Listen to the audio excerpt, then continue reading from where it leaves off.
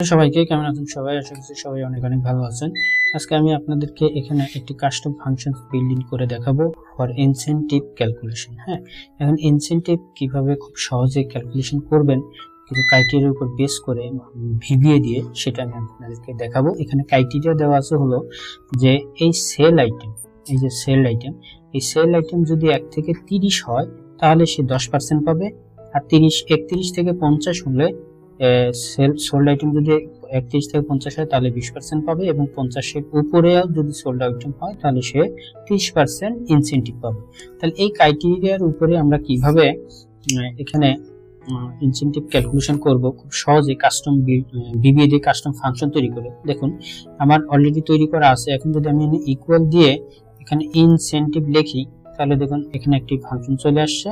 এখন যদি এই ফাংশন নেওয়ার পরে আমি প্রথমে প্রাইস, এখানে প্রাইস কমা, তারপরে সরি এটা হচ্ছে কোয়ান্টিটি, সোল্ড কোয়ান্টিটি কমা প্রাইস, এটা দিয়ে জাস্ট সিলেক্ট করে ব্র্যাকেট ক্লোজ করে দিয়ে এন্টার দিয়ে দিলে আমার ক্যালকুলেশন হয়ে যাবে। এখন যদি আমি এখানে ডাবল ক্লিক করি তাহলে আমার সমস্ত ভ্যালু এখানে ক্যালকুলেশন হয়ে গেছে।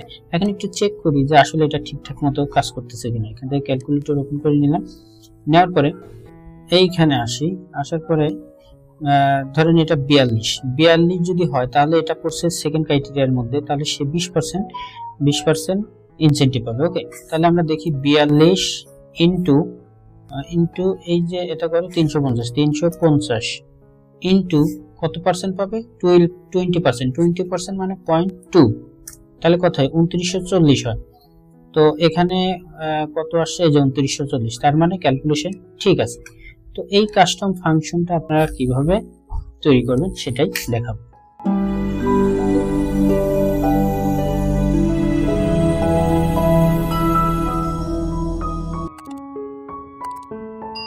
তো এই যে ডেভেলপার ট্যাব, আগেই বলছি ডেভেলপার ট্যাব যদি না থাকে ফাইলে যাবেন, ফাইল থেকে অপশন থেকে কাস্টম রিবনস থেকে এই যে এখানে এসে আপনাদের হয়তো এটা চেকমার্ক করা থাকবে না, এটা জাস্ট চেকমার্ক করে দিবেন। চেকমার্ক করে দিয়ে ওকে করে দিলেই এই ট্যাবটা আপনাদের এখানে চলে আসবে। ঠিক আছে, তো যখন এটা চলে আসবে তখন এই ট্যাবে ক্লিক করবেন, ক্লিক করে এই যে এখানে ভিজুয়াল বেসিক এই ফাংশনটাতে ক্লিক করলে এরকম একটা ইন্টারভিউ চলে আসবে। এই জিনিসটা হয়তো আপনাদের এদিকে কোনো এক জায়গায় থাকতে পারে, এটা নিয়ে কোনো প্রবলেম নাই। এখন এখানে এসে আমরা কি করব? এই যে এখানে একটা আইকন দেখতে পাচ্ছেন, এই আইকনে ক্লিক করে আমরা একটা মডিউল নিব। মডিউল নিলে এই মডিউলটা আমার এখানে ব্ল্যাক দেখাচ্ছে, আপনাদের এখানে ব্ল্যাক দেখাবে না, অন্য কালার দেখাবে। এটা আমার কাস্টমাইজ করে নেওয়া, এই জন্য আমার এখানে ব্ল্যাক দেখাচ্ছে। ওকে, তো এখন আমরা একটা ফাংশন লিখবো, সে ফাংশনের নাম দিব ফাংশন ইনসেন্টিভ 2 দিচ্ছি। এটা কেন 2 দিচ্ছি? এর আগে আমার ইনসেন্টিভ নামে একটা ফাংশন অলরেডি করা আছে, তো একই নামে দুইটা হবে না, সেজন্য আমি এটা 2 দিচ্ছি। এখন দেওয়ার পরে ব্র্যাকেটে এখানে লিখবো কোয়ান্টিটি, QTY লিখে আমি শর্টকাটে কোয়ান্টিটি কমা PRICE প্রাইস। ওকে, ব্র্যাকেট ক্লোজ করে দিলাম। ওকে, এখন if QTY if quantity যদি কোয়ান্টিটি greater than 50 হয় তাহলে দেন ইনসেন্টিভ 2, এইটা মনে রাখবেন। এই যে এখানে যে নামটা দিচ্ছি এই নামটা কিন্তু এখানে দিতে হবে। দেন ইনসেন্টিভ সমান কি হবে? QTY into PRICE price into 50-এর বেশি হলে সে কত পাবে? 0.3 অর্থাৎ 30% পাবে, 30% পাবে। ওকে, অথবা এলস ইফ, আচ্ছা আমি এটা ক্লোজ করে দিই, এন্ড ইফ। দেখেন এটা এইভাবে, আবার এটাকে কপি করে এখানে লিখতে পারেন ইফ লেস দেন ইকুয়াল 50 থেকে কম, 50 অথবা 50 থেকে কোয়ান্টিটি ইকুয়াল টু 50 থেকে কম, and QTY greater than 30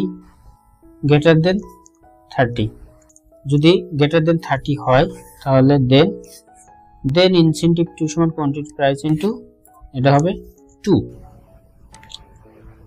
আবার এটাকে কপি করলাম, কপি করে এখানে লিখতেছি যে কোয়ান্টিটি যদি গ্রেটার দেন না এটা লেস দেন 30 হয়, কি হলো এটা কোয়ান্টিটি ডাবল হয়েছে, লেস দেন 30 হয় তাহলে ইনসেন্টিভ হবে 1%। আচ্ছা এখন আমরা সেভ করে এখন হয়তো কাজ করবে। আমরা এখানে গেলাম, এখানে গিয়ে লিখবো ইকুয়াল ইনসেন্টিভ। এই যে ইনসেন্টিভ এখন দুইটা দেখতে পাচ্ছেন, একটা ইনসেন্টিভ আর একটা ইনসেন্টিভ 2। তো আমরা কেবল ফাংশন লিখছি ইনসেন্টিভ 2 দিলাম, দেওয়ার পরে কোয়ান্টিটি কমা প্রাইস, দেখুন কাজ করতেছে। ওকে, এই যে কাজ করতেছে, যে আমরা 42 করে দেখাইছিলাম 2940 কাজ করতেছে, তারপরে 62 দেখাইছিলাম 8370 কাজ করতেছে। আচ্ছা এটা এখন মুছে দিই। এখন এইভাবে লিখলাম, এইভাবে এটাকে আরো একটু শর্টকাট করে আমি এই পর্যন্ত কমেন্ট আউট করে দিই। এইখানে এখন লিখি যে এলস ইফ লেখার পরে আমরা লিখতে পারি যে ইফ কোয়ান্টিটি এত দেন এত,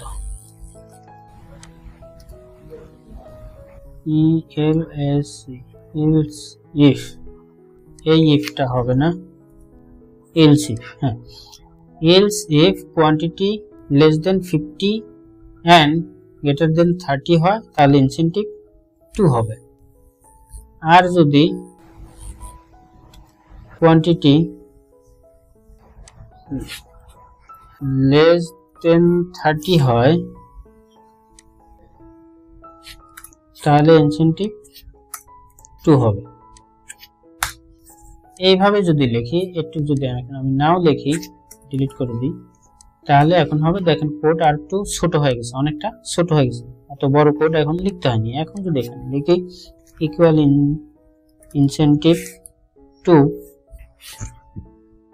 B quantity into comma price bracket close, এখন যদি আমরা দিই দেখুন তাও কাজ করতেছে। তো এইভাবে আমরা মূলত ইনসেন্টিভ ক্যালকুলেশন করতে পারবো কাস্টম ফাংশনস তৈরি করে। কোড শুধু শুধু এতটুকু কোড লিখলেই হবে, আর কিছু লিখতে হবে না। তো আশা করছি আপনারা এটা ভালোভাবে বুঝতে পেরেছেন। এরপরে যদি কারোর কোথাও কোনো কোয়েরি থাকে তাহলে অবশ্যই আমাকে কমেন্টে জানাবেন, আমি চেষ্টা করবো আপনাদের কমেন্টে রিপ্লাই দেওয়ার জন্য। আজ এই পর্যন্ত, কথা হবে পরের কোনো ভিডিওতে। সে পর্যন্ত সবাই ভালো থাকবেন, সুস্থ থাকবেন, টাটা, বাই বাই।